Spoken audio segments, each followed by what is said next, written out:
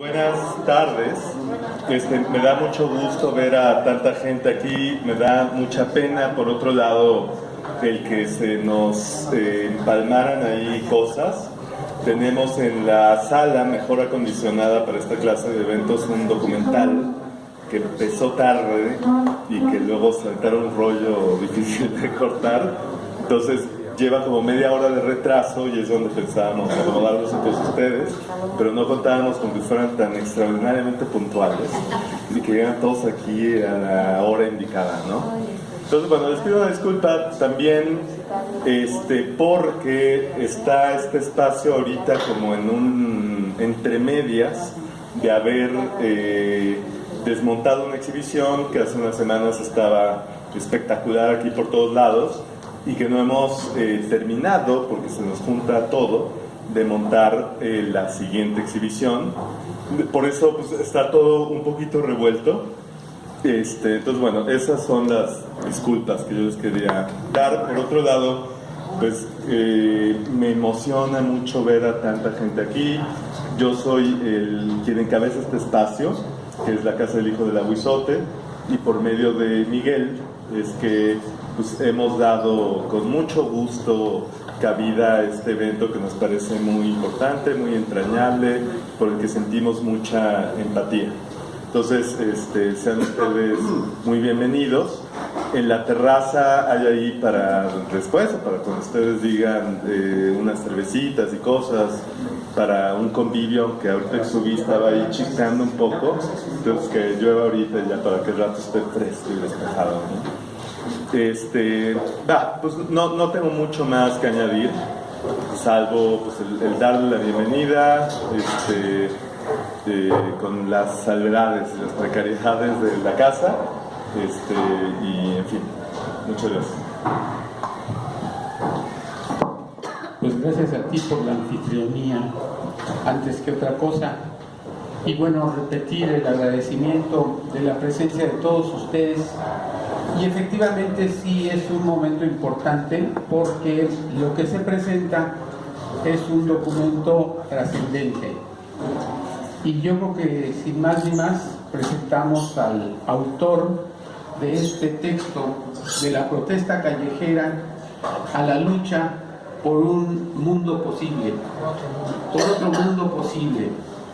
Es un enorme título, pero es enorme la historia que nos cuenta el autor, a quien les quiero presentar, Guillermo Palacios.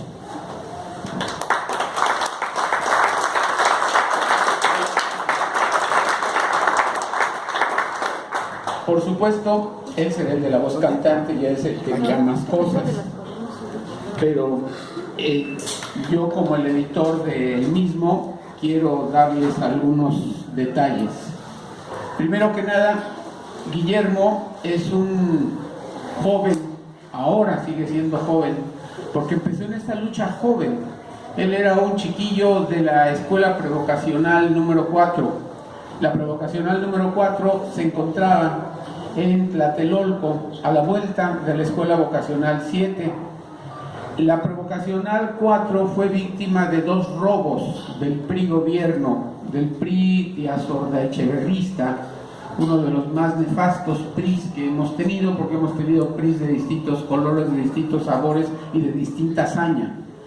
Quizá el PRI el diazordaecheverrista ha sido el que más malos recuerdos nos ha dejado, aunque el Salinato no canta mal las rancheras y tampoco. Pero remitiéndonos a eso que me refiero como el doble hurto.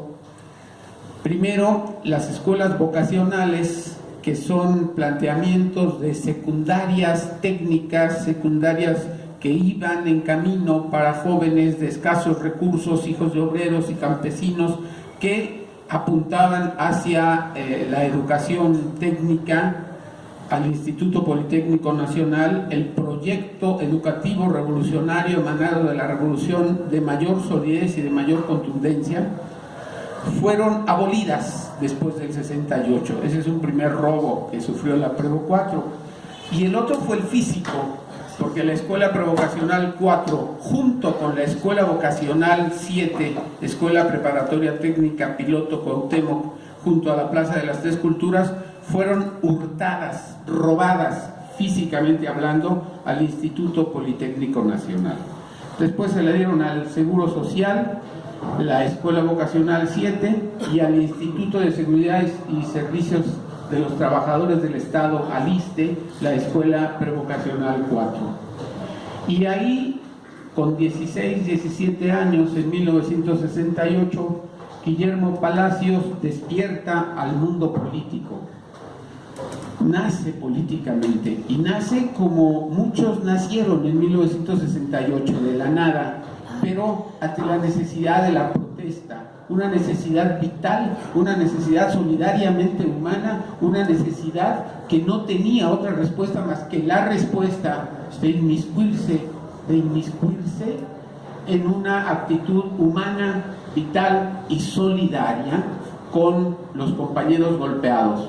Primero, los de las vocacionales 2 y 5, sobre todo 5, después con los compañeros del Politécnico y compañeros de las Juventudes Comunistas, el 26 de julio, y después nuestros primeros muertos masivos y nuestros primeros desaparecidos masivos.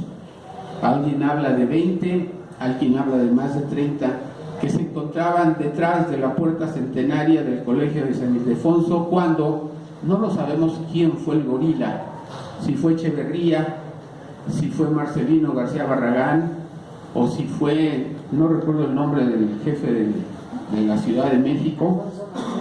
No era, Corona del Rosal, muchas gracias. Uno de los tres, porque los tres se reúnen en la tarde del 30 y ahí deciden. Decía Fausto Trejo, el cara de chango, Gustavo Díaz Ordaz estaba en Guadalajara en ese momento. Entonces es muy probable que haya decidido este triunvirato uno de los actos más salvajes que se recuerden en la historia del país. Un bazucazo a la Escuela Nacional Preparatoria en la puerta, y repito, hay quien habla de 20, hay quien habla de más de 30 compañeros que fueron limpiados inmediatamente. Esos fueron nuestros primeros desaparecidos, esos fueron nuestros primeros muertos masivos.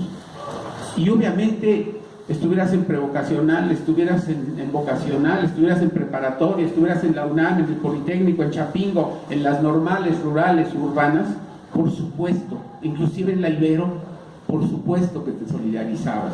Y todos nos solidarizamos. Y un día después del 30 estábamos en huelga la gran mayoría. Y así empezamos. El López Dóriga de aquel tiempo se llamaba Jacobo Zabludovsky. Y por supuesto, no pasó nada.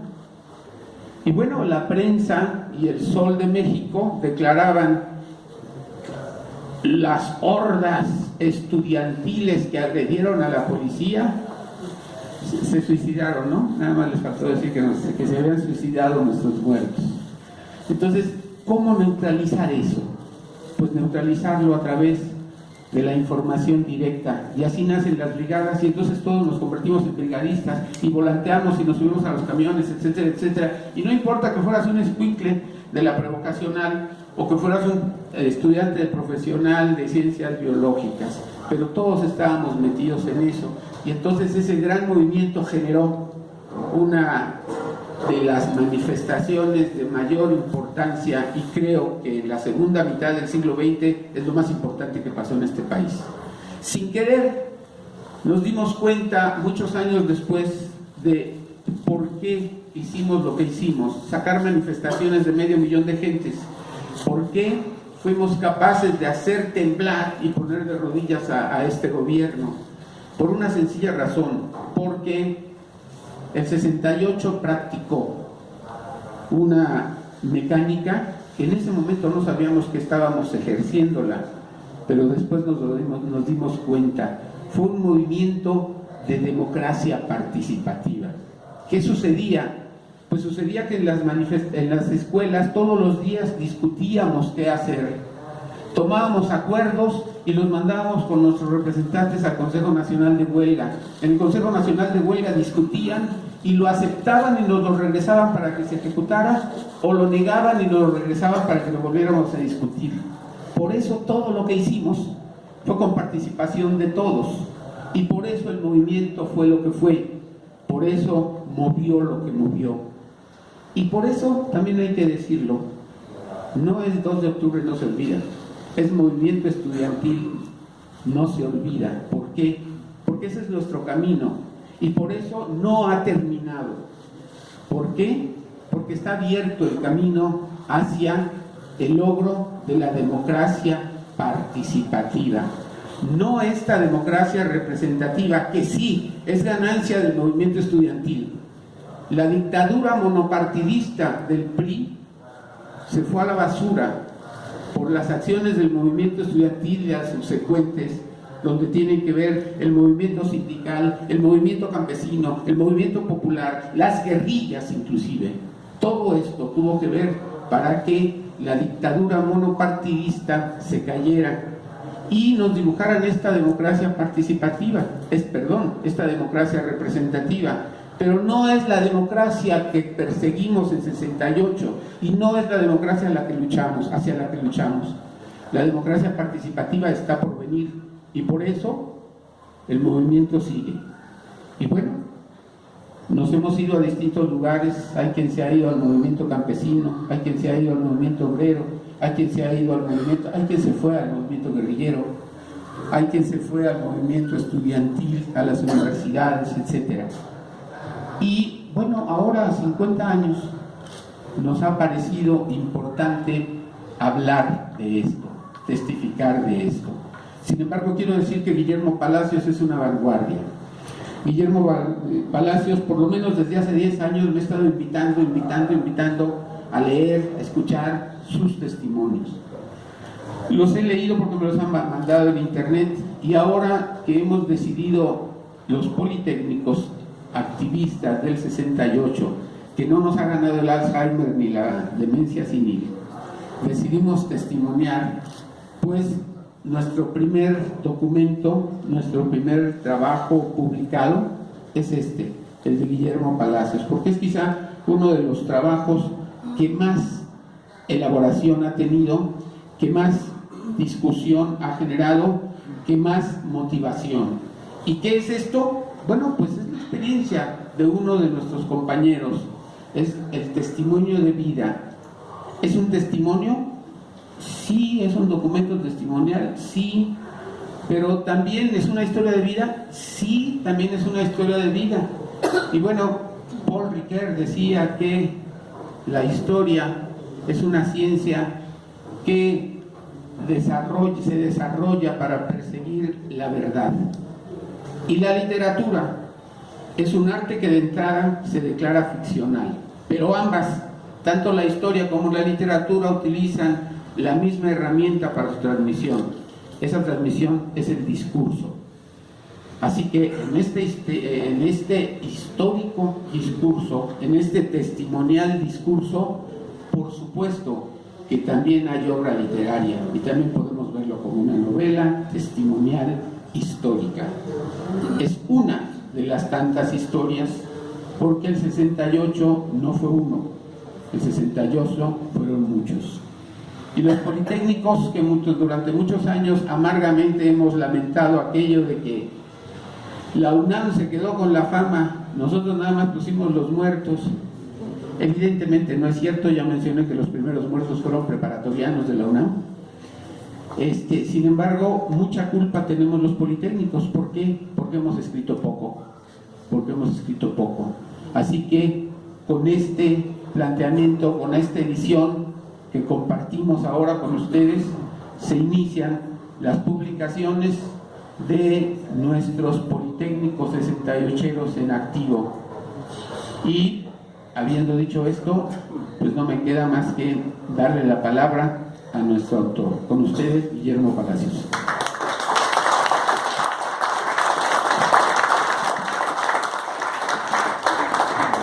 Gracias. También ante todos nosotros, bueno, quiero decir, es un honor que esta primer presentación del libro sea en este lugar. aquí en la casa del Aguizote, que fue trinchera de los hermanos Flores Magón a principios del siglo XX y fue la cuna de la revolución de principios del siglo XX. Por eso para nosotros es un honor contar con este apoyo de los compañeros que ahora, como casa del hijo del Aguizote, retoma la experiencia magonista, la reimpulsa y sigue en la lucha. Por eso para nosotros, bueno, para mí es un honor, para todos creo, es un honor que en la casa del Aguizote sea donde por primera vez podamos presentar este libro. Y bueno, una vez dicho esto, quiero decir que buena parte de lo que les anticipó Galván es cierto. Solamente a esta parte que describe lo escrito por un servidor, quiero decirles que no lo pensé como una cuestión literaria, ni tampoco lo pensé como una cuestión historiográfica. Lo pensé como lo que estoy haciendo ahorita, como platicarles. Ustedes lo van a leer y se van a dar cuenta que la forma que le di es esa, de irlo platicando. Incluso de crear un diálogo que no es tan ficticio, porque el camarada existe. En todo el libro aparece el camarada. El camarada es un compañero muy cercano, de muchos años de lucha, que nos hemos mantenido, no desde la Prevo y la Boca.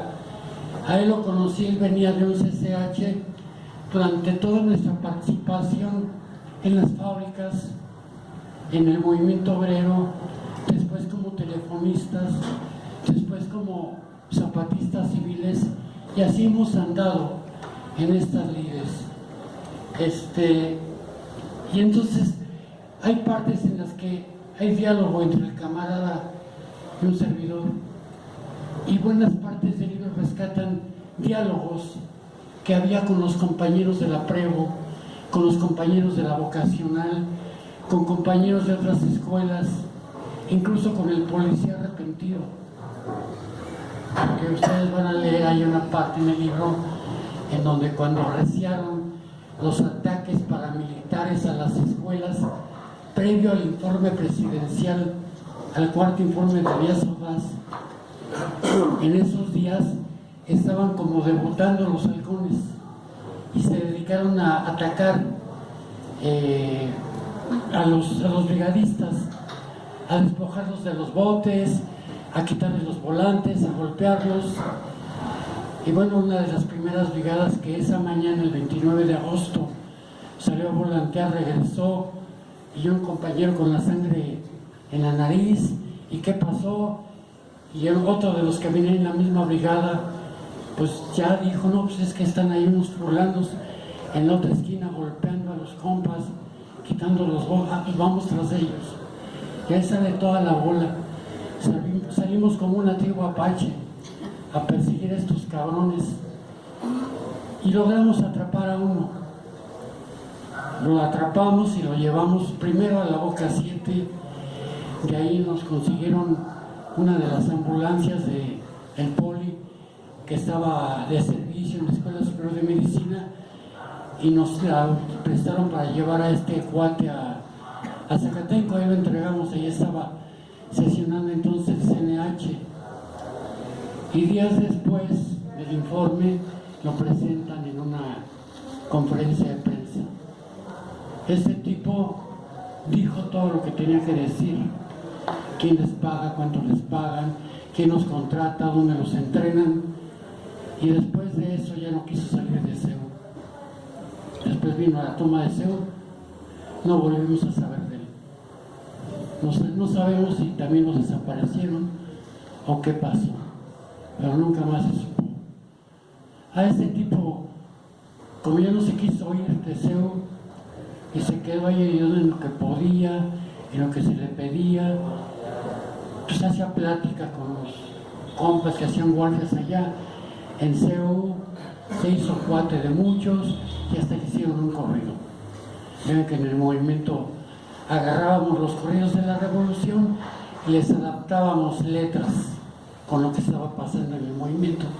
Y ahí le compusieron un corrido al policía arrepentido. No sé si lo hayan por haber recopilado los compañeros que se están encargando de esta recopilación. Pero bueno, este es un pasaje y así como este está cubierto desde el 22-23 de julio hasta diciembre del 68, todo el paso de lo que para nosotros fue el movimiento del 68. Y digo hasta diciembre porque para nosotros el movimiento no acabó el 2 de octubre. Es una mentira que la historia oficial ha tratado de inocular en la mente de los mexicanos para ponerle ahí punto final. No, al menos en el Politécnico no nos dimos por vencidos. O sea, ni con la masacre quisimos levantar la huelga. Había muchas voces, no desde la masacre, desde antes, desde septiembre, desde que entró el ejército a CEU, muchas voces dentro del propio CNH, de parte del propio rector, de parte de los llamadas personalidades democráticas como Lázaro Cárdenas, como Méndez Arceo y todo ese tipo de personas que nos decían ya, levanten la huelga, cambien el terreno de la lucha, pasen otro modo de dijimos, ni madres, la huelga no se levanta. Es que ya se alejaron las bases estudiantiles de las escuelas. Pues es que en el movimiento estamos quienes debemos estar, a quienes los regañen, no los dejen salir de su casa, que está bien, hay que se esperen a que esto se resuelva. Pero los que estamos en lucha, la vamos a sostener hasta donde dé, y hasta donde le dio fue hasta diciembre de ese año. Todavía algunas escuelas aguantaron en paro hasta enero del siguiente año. Pero el Politécnico se negó a levantar la huelga. Ese es otro pasaje desconocido, pero que hay que conocer. Y les mencionaba al rector, por ahí se habla de hacerle homenaje, yo no estoy de acuerdo. Por ahí hay quienes dicen que el rector fue el que legitimó al movimiento. Yo no estoy de acuerdo. Yo creo que el movimiento lo legitimó el propio movimiento. Los estudiantes que nos levantamos en lucha ese año, eso fue lo que legitimó el movimiento. Para mí, la actitud de Barrosierra, sí, claro, fue muy distinta a la triste forma en que actuó el director del Politécnico, totalmente oficialista.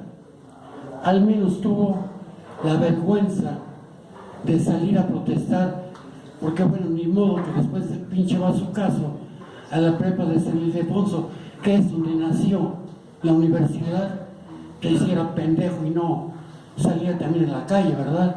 Tenía que hacerlo, pero desde el principio estuvo jorobando que no se utilicen las instalaciones universitarias para fines distintos para los que son. Ya cuando se pasó más a una postura de derecha fue cuando él mismo, después de que había sido tomado el casco de Santo Tomás, cuando se le rechazó, no se le aceptó su renuncia, ya abiertamente llamó al regresar a clases y abiertamente decía que el movimiento ya no servía, que la huelga ya no servía, que ya levantáramos la huelga para que regresaran los estudiantes a las escuelas, para que no se quedaran fuera de la toma de decisiones esos estudiantes pues que no quisieron estar, que no quisieron participar. Bueno, entonces yo por eso digo, no es cierto, yo no creo que haya la necesidad de rendirle homenajes a ningún personaje de estos. Estos además toda su vida fueron hombres del sistema. Que fue rector de la UNAM en 68, al que tantos admiran y honran, se había sido secretario de Comunicaciones y Transportes, ya había estado en la dirección del Instituto Mexicano del Petróleo. O sea, ¿de qué están hablando? En la rectoría de la UNAM lo puso el propio presidente de la República ya 10 horas entonces, luego de que tumbaron a Chávez. Entonces, yo por eso no reconozco que haya desempeñado un papel así este personaje. Y yo no estoy de acuerdo en que se pretenda decir que X personaje legitimó el movimiento. No, lo legitimamos todos los que estuvimos en él. Lo legitimó la independencia que asumimos como movimiento. Lo legitimó la democracia directa que ejercimos en las asambleas. Otro pasaje que menciona el libro es este. En el Politécnico, desde el 29 de julio, ya todos estábamos en huelga. Porque bueno, pasó lo del 22-23, pasó lo del 26, el 26 fue viernes, el lunes 29 regresamos a las escuelas, en todas hicimos asambleas, en todas, por votación unánime, nos decidimos declararnos en huelga. Y aunque en la marcha del 26 de julio también había habido muchos universitarios agredidos, pues en la universidad no estaban tomando todavía la decisión de irse a la huelga. Yo me acuerdo que cuando salí de mi escuela, la Prepa 4, después de que acordamos la huelga, una de mis hermanas que entonces iba en la universidad me dijo: vente, vamos a filosofía, y estudiaba ahí. Vamos a una asamblea que va a haber. Sí, fue una asamblea en donde José Revuelta se presentó y asumió compromiso con el movimiento, pero en CEU estaban discutiendo apenas los grupos políticos. ¿Qué hacer ahora? Incluso decían: ¿qué vamos a hacer para solidarizarnos con el Poli? O sea, no lo veían como un movimiento suyo, lo veían todavía como algo externo, y quienes estaban involucrando eran los grupos políticos, los grupos de activistas. La universidad, desde después de la represión a los ferrocarrileros, a los médicos, a esos movimientos que se dieron durante los 60s, se convirtió en el refugio de todas estas organizaciones de izquierda. La mayoría no tenían bases sociales entre trabajadores ni entre otros sectores, eran intelectuales, eran universitarios. Entonces ahí estaba la crema innata de la intelectualidad en la universidad, y a ese nivel estaban discutiendo, a nivel de grupos políticos, que si los espartacos, que si los trotskistas, que si los del Partido Comunista, que si los distintos grupos que había, ¿no?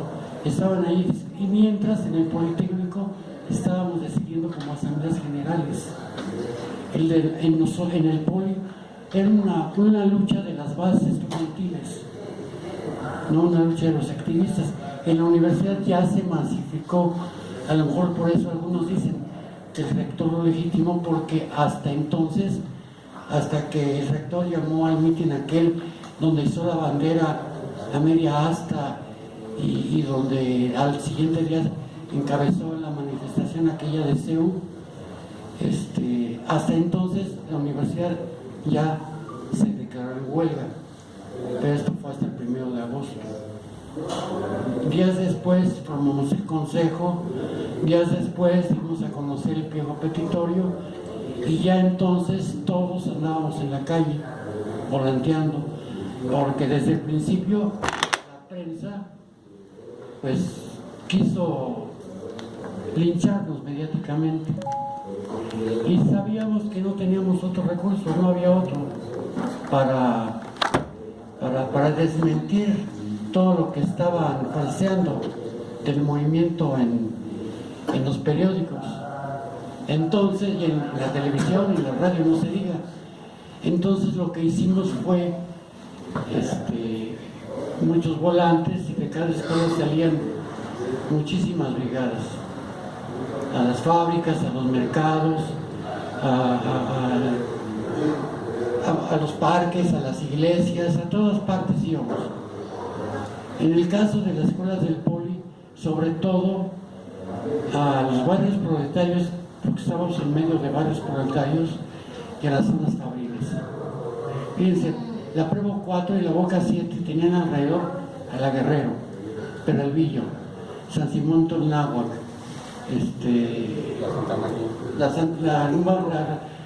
Santa María la Ribera, Tepito, la Lagunilla, eran nuestros barrios vecinos.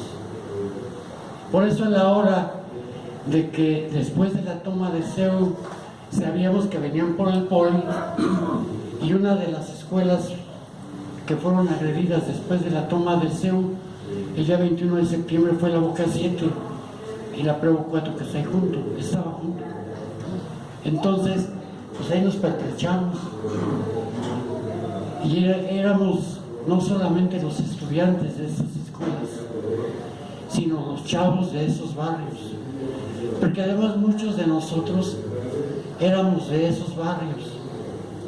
Había en las escuelas del Poli gente de esos barrios, gente de barrios proletarios, y teníamos también muy cerca ahí, casi enfrente, la Industrial Vallejo, y vámonos a volantear la Industrial Vallejo, y vámonos a volantear por acá.